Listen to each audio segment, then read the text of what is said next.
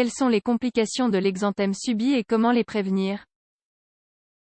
L'exanthème subi est une maladie contagieuse caractérisée par une forte fièvre et une éruption cutanée qui se développe lorsque la fièvre baisse. L'exanthème subi est une maladie virale qui touche principalement les très jeunes enfants entre 6 mois et 2 ans. Il s'agit d'une maladie contagieuse caractérisée par une forte fièvre et une éruption cutanée qui se développe lorsque la fièvre baisse. Elle est également connue sous le nom de sixième maladie, ou de roséole infantile. Les signes et les symptômes de l'exanthème subi. Lorsqu'un enfant est en présence d'une personne atteinte d'exanthème subi et qu'il est infecté par le virus, il faut généralement 1 ou 2 semaines avant que les symptômes de l'infection apparaissent. Il est cependant possible d'être infecté par l'exanthème subi et de présenter des signes et des symptômes bénins. Dans ce cas, il devient difficile de diagnostiquer la maladie. Certains des symptômes qui accompagnent l'exanthème subi sont les suivants. La fièvre. La fièvre liée à l'exanthème subi dure de 3 à 7 jours. Elle est généralement suivie d'une éruption cutanée qui dure de plusieurs heures à plusieurs jours. L'exanthème subi commence habituellement par une forte fièvre soudaine. Cette dernière est souvent supérieure à 39,4 degrés Celsius. Pendant la fièvre ou avant, certains enfants peuvent également avoir un léger mal de gorge, un écoulement nasal ou une toux. En plus de la fièvre, les ganglions lymphatiques situés dans le cou de l'enfant peuvent aussi être gonflés. La fièvre dure de 3 à 5 jours. L'éruption cutanée.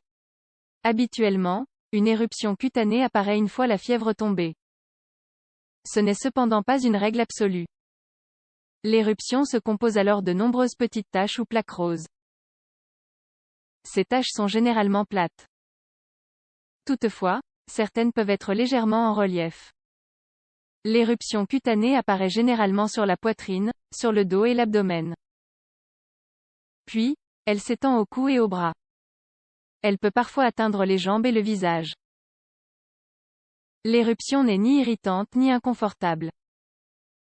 Elle peut durer de plusieurs heures à plusieurs jours avant de disparaître. Les autres signes et symptômes liés à l'exanthème subi peuvent inclure une irritabilité chez le nourrisson ou chez l'enfant, une légère diarrhée. Une perte d'appétit, des paupières gonflées. Comment peut-on prévenir l'exanthème subi? L'exanthème subi est une maladie contagieuse.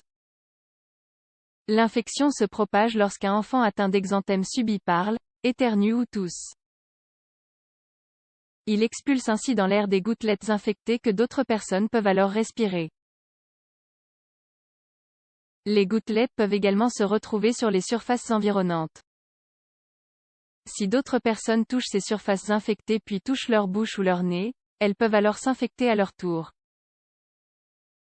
Cette maladie peut se propager pendant la phase de forte fièvre.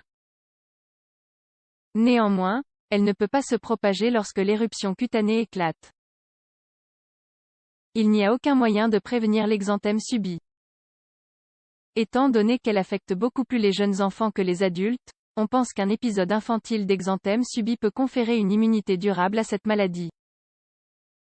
On peut cependant contracter la maladie plusieurs fois, mais ce n'est pas courant. Comment diagnostique-t-on l'exanthème subi? Pour poser le diagnostic, le médecin regardera tout d'abord les antécédents médicaux du patient. Le diagnostic de cette maladie n'est généralement pas facile. Et ce, jusqu'à ce que la fièvre diminue et que l'éruption cutanée apparaisse. À ce moment-là, le médecin peut demander des tests pour s'assurer que la fièvre n'est pas due à un autre type d'infection. La plupart des traitements visent à réduire l'intensité de la fièvre. Les antibiotiques ne fonctionnent pas pour traiter cette maladie car c'est un virus qui en est à l'origine et non pas une bactérie. Les complications de l'exanthème subi. Voici certaines des complications qui peuvent apparaître dans le cas de l'exanthème subi. Des crises chez les enfants. Parfois, un enfant atteint d'exanthème subi connaît une crise causée par une augmentation rapide de la température corporelle. Si cela se produit, l'enfant peut perdre connaissance et avoir des convulsions. Il peut également perdre temporairement le contrôle de sa vessie ou de ses intestins. Les crises liées à la fièvre chez les jeunes enfants en bonne santé sont généralement de courte durée et rarement dangereuses. Les complications de l'exanthème subi sont rares. La grande majorité des enfants et des adultes en bonne santé atteints de l'exanthème subi se rétablissent généralement rapidement et complètement. Un système immunitaire affaibli.